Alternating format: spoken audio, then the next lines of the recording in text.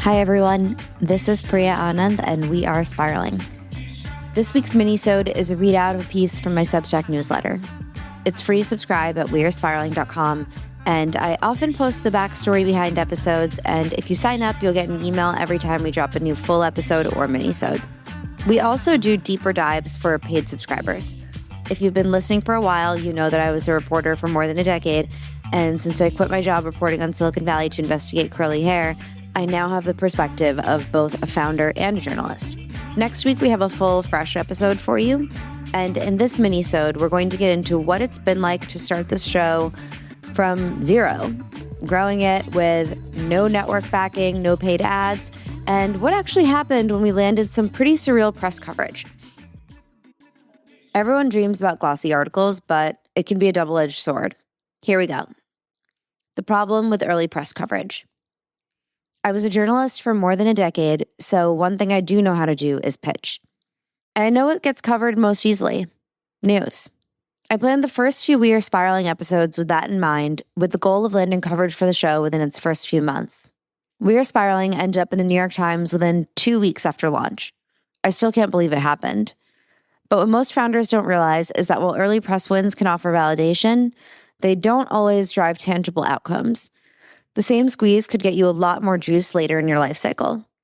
I say this as someone who's been a journalist and a founder. The episode that got us major press coverage was my interview with Debbie Wasserman Schultz, the congresswoman from Florida and former head of the Democratic National Committee. You can find it on your feed if you haven't heard it yet. It's called Politics of Curly Hair. In a previous Substack post, I shared the cold pitch that got us into the New York Times and We Are Spiraling's viral moment with Business Insider. Now, I'll detail what happened afterward and what I'd do differently. To know what type of media or press you want to pursue, first you have to decide who you're trying to reach.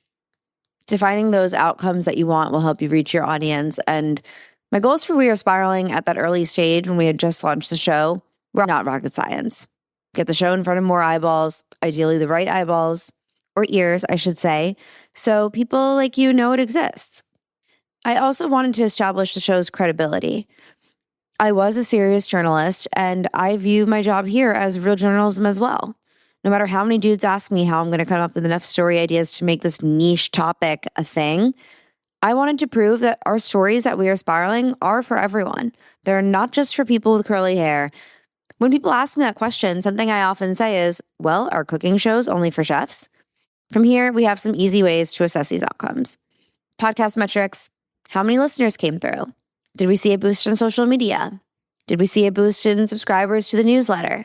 Put simply, do press hits actually help reach the goal of reaching more people and grow the audience versus serving as a vanity measure? The Tuesday before last Thanksgiving, Sarah Needleman at Business Insider reached out to let me know that her story about our interview with Wasserman Schultz had risen to number 2 on the website. Then it jumped to number 1. The thing about Insider's coverage, though, is they aggregate so much of the story that unless you really want the micro details and texture, you're probably good after reading the summary, which made it a mixed bag for me. On the one hand, the story went so gangbusters that they did a whole second story about why I started We Are Spiraling. I am so grateful, and it felt like so much validation for the show. But on the other hand, very few people actually subscribed to wearespiraling.com. So here's my read. It was a win in terms of brand boost, and it was a miss on real ROI. And then there's this huge unknown. I actually will not be able to know unless you tell me how many of you actually found the show via Business Insider. And if that is you, please email me, Priya at wearespiraling.com. That's PRIYA at wearespiraling.com. Then there's a New York Times story. I knew that had gone live when I opened up an email about a new subscriber, and suddenly while I had it open, another one popped up, and then another one popped up. So I checked my personal Gmail, and there it was, a subject line that read, open thread, Black Friday, Zanga, LVMH, Prada, curly hair. Curly hair, right after Prada in the subject line. That was pretty cool. At least a few dozen subs came in within a few hours. We got a few hundred new followers of the show in November and then again in December, and hundreds of new listeners.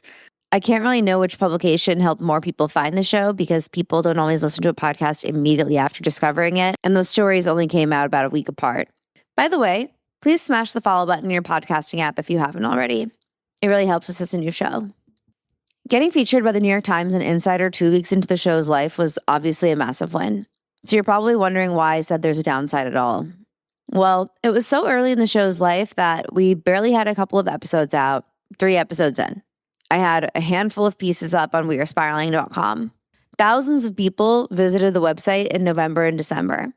And I can't help but wonder if I had waited until later in the show's life cycle and built a larger back catalog of content before going to press, would more of those visitors have subscribed? Would we have even more listeners today? Would the show have grown even more in the last, 8-9 months since launch? I'll never know. I have to just live with the fact that I might have been able to squeeze so much more juice out of the New York Times coverage than I actually did. I know that might sound absurd. My podcast with no ad budget was featured in the New York Times. What more could you want? But there is an important lesson here, which is that timing is everything, as is often the case in life. Even your biggest wins aren't always going to feel like your biggest wins. They won't always feel like you maximize the efficiency. I am certain that at least some of you found We Are Spiraling, and My Era maybe, thanks to the New York Times and Business Insider. But I know many of you also discovered the show through the podcasting app's discovery mechanisms, from social media clips, and in some cases through flyers I post around San Francisco. And most of the guests who agree to come on the show, I think they're like the Congresswoman. They say yes because the premise of We Are Spiraling is something they believe in, that hair is a piece of your identity. They feel seen by the interview request. They've never before been asked how their hair influences their identity, and they want to share why they believe hair is an extension of your spirit.